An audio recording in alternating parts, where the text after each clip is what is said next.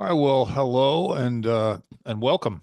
My name is Mark Aylward, and I'm here with my co-host, friend, and colleague Jeff Otis. And you may have seen some of our previous episodes. We're doing 10 to 15 video minutes of content on the topic of leadership, and I think we've done 5 or 6 of these, Jeff. This might be number 7, but um, yeah, and we don't know how many of these we're going to do. I think the content has turned out to be pretty solid and actionable. Actionable is kind of what we're shooting for.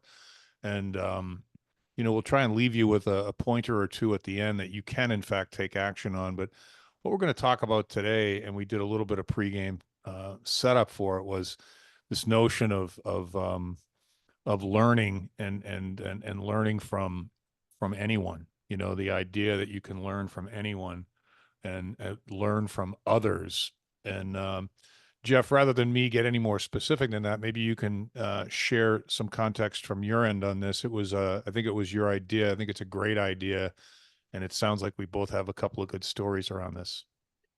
Yeah, I mean, good point. Thanks for bringing it up, Mark, and happy to be here again with you. And we've done this series on leadership, different aspects of leadership that we've been sharing in these videos. And along the way, we've had discussion about just that art of learning from others, right? And being an active leader is really also is positioning yourself to be not only an ongoing learner, but also looking for the opportunities to learn. And we know that can come from people who've gone before us or people who are coming up behind us, I guess, in terms of age. But up and down the ladder, there's opportunities to learn when we're looking for opportunities to learn.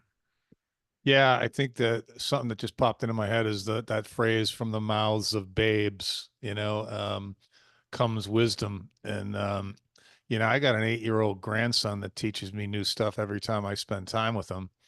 And my kids are, young adults. And, I've told you many times before, my 2 daughters in particular really taught me a lot about listening because I was a single dad with them for a while, acting as mom and dad. So they talked to me about stuff they probably normally wouldn't have had they a mother that was active in their lives. And that was really, they don't want you to solve anything respectfully. They really just want you to listen. So, and we've all had employees, right?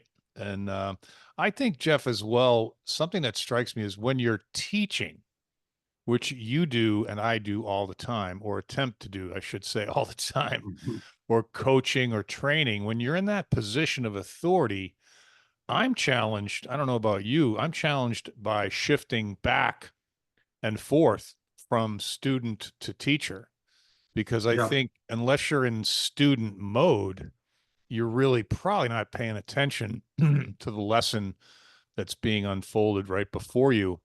I don't know if you struggle with that or not. I try to be conscious when I go into teaching mode that I also need to be in student mode as well. I don't know how you feel about that, Jeff. Yeah, I mean, I agree 100%. Like there's this rhythm in life, I think, when we're speaking or working with others. And someone phrased it for me early in my career. It was tell, sell, tell, right? And telling is the art of sharing content or sharing expertise or setting expectations or creating some form of clarity, let's say, for whoever it is you're working with. And then selling is really that art of asking the right questions, Hmm. and preparing yourself with good questions to ask. I mean, that's what elicits response, and that's what opens the door for you to learn. And, sometimes for the individual in a training application, when you're asking good questions, they'll discover the answer themselves just through the quality of the question, Yep. that perhaps you ask. So I think you're right. There is this kind of give and take in terms of balancing uh, knowledge sharing with knowledge Hmm. gaining. Yeah. Excuse me. It also makes me think both with my employees and my kids, particularly as they've matured. Like, my kids were started out babies, right? Like they all do. And then, all of a sudden they're young adults and they begin to have this kind of ability to throw stuff back at you that you taught them.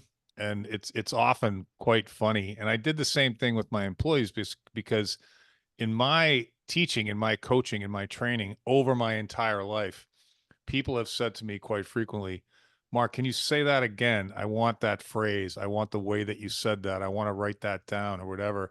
The more that you give people phrases, most of which, admittedly, Jeff, I got from somebody else, right? I'm not like Yeah. starting this stuff up on my own, but they start to throw phrases back at you that you taught them, and they teach you about them again, and Yeah. it's normally pretty funny. I don't know if what your thoughts are on that one, but that resonates with me. Well, I think anytime you start to hear your voice in the voice of others, Hmm. especially if you're raising kids or developing employees and young adults per se, yeah, it becomes almost like this little, I don't know, pat on the back. You're like, oh, well, that one stuck, right? Yeah, And I yeah, remember being introduced to a statistic early in my career. It takes almost 6 times through reading some content or doing something just to retain 66%, yeah. right? And it's like we talked earlier about sort of that art of repetition. And when you see it stick like that, I mean, it can be very rewarding because you know it's going to get passed on to somebody else. Yeah, that's the cool part, isn't it? I again kind of keep coming back to sports and exercise, and I think this issue of redundancy, whether you're pitching from the mound as you did or swinging from the plate as we both did, um, you can't get that stuff down without significant redundancy, like over and over and over and over. It's like going into the gym and doing, 900 sit-ups. That's not going to do anything for you. You got to go Yeah. back the next day and do a couple, and the next day and do a couple. I'm in love with this idea of small incremental change over time. And I think when we talk about learning from other people, if somebody says something to you that resonates, and I was just doing it earlier today, I'm trying to get better and better at it, is write that down. Because if Yeah. you don't write that down, it's going to disappear on you, right? And it disappears fast for me. It disappears within minutes because I Yeah. get pulled Yep. into another thought. But if you write it down, then you can write it down again and again and again. And all of a sudden, whether it's 6 touches or 10 touches or 2 days or a week, eventually it's going to be like, okay, I don't have to write that down anymore. That's with me, you know? Yeah. Yeah. I don't necessarily always write it down, but I find myself often like out and about and it could be at a dinner, it could be anywhere, right? And I'll hear something and maybe in the same vein, I'll send an email to myself. So I know when I get back to my computer or later, I'll open it up and have those thoughts again. Because there was some sort of nugget of wisdom or something that I wanted to retain and hang on to. I think one of the biggest challenges, I mean, we've done a lot of these episodes now that are really pointed to like up and coming leaders or existing leaders. And I think everybody would agree that if you're walking into the room thinking you know everything, it can be one of the biggest, detriments to your career, Oh especially in yeah. a world that's moving so fast and there's so much opportunity to learn from those around you. Yeah. I don't know if it's me or just us in general, people in general, but I think to myself, and I was just talking to our friend Jim about this yesterday, among other things, is the older I get, the more the less I know that I know. It's like, oh my Right. gosh, I don't know shit. I know relative to what is out there to be known. Oh my gosh. Yeah. And I try to take that into meetings with myself. To your point, it's just like, I'm not walking here knowing everything. I'm walking here. I know maybe one little thing, and I want to give you a bit of wisdom from my experience and observations, but then I'm wide open to suggestion, and we can go all kinds of different ways. Yeah, that's a great point, Jeff. It's a great Yeah. point. Well, I think we talk a lot about active listening, but I think putting preparation into those questions that you're going to ask if you're going to go sit into a meeting, you have some idea of where you're trying to go or what the outcome you're hoping for is from the meeting. But asking questions, listening, and you sort of positioning yourself maybe to be the last one to share some wisdoms or thoughts around whatever the solution is you're working on, Yeah. is a good reminder. Just prepare those questions before you go in. Yeah, showing up is one thing, showing up on time is another thing, and showing up prepared with a good attitude is the whole Yep. enchilada, and we talk about all kinds of stuff, but these things they're not they're not complex, I should say. Many of them are difficult, particularly to sustain over time, but the good stuff's not complex. It's simple, you know? Yep. And so one of the things, and it's a probably not a very good segue, but it is about learning from other people. And I got to get it out before I forget it. It's probably 15, 20 years ago. So I'm 40 something at the time, solid adult. I'm successful. I'm a dad, supposedly know what I'm doing. And I'm out with a good friend of mine, and there's just the two of us. So we pick up a twosome on the golf course and to make up a foursome. And it's an elderly man. And I say that now thinking to myself, he was probably my age right now. It's probably our age. Right. Right.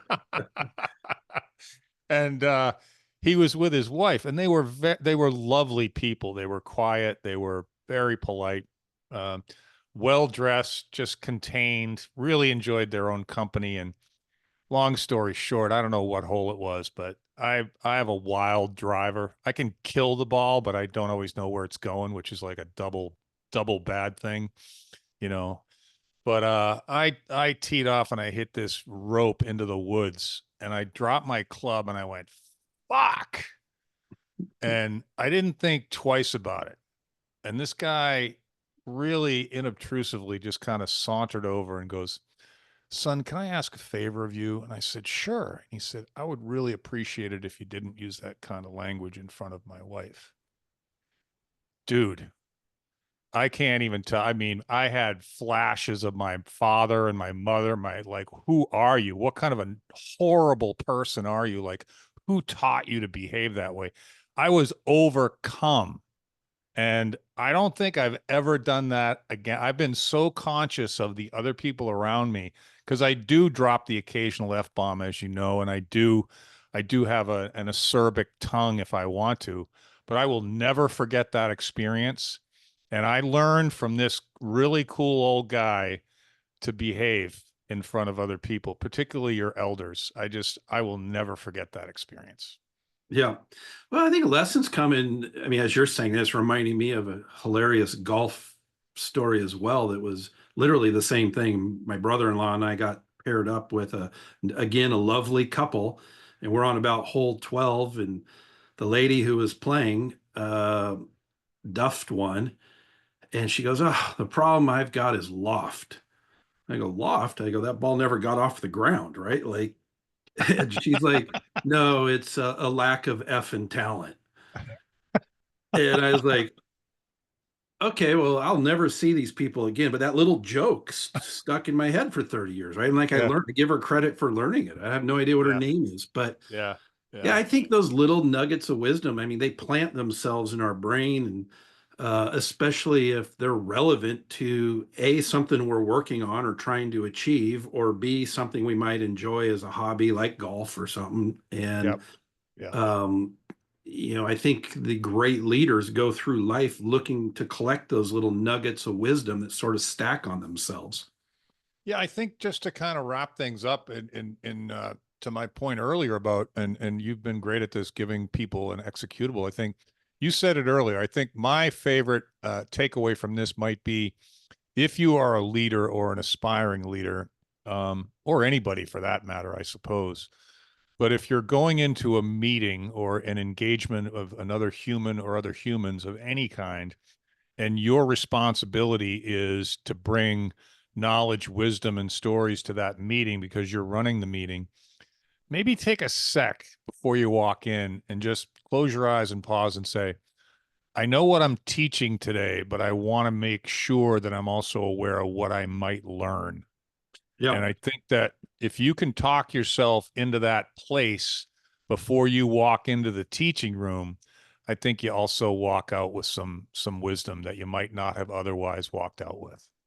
Yeah, I think that's a great exercise. The other exercise I always sort of share when I'm coaching or mentoring or working with groups is like at the end of the day, write down what are the three big things you learned today, Mm, right? It could be yep, from different areas or walks of life, but spend some time and sort of recondition yourself to understand that as a leader, you're in this ongoing learning capacity, yep, right? yep. So take time to acknowledge the lessons that are learned throughout a day.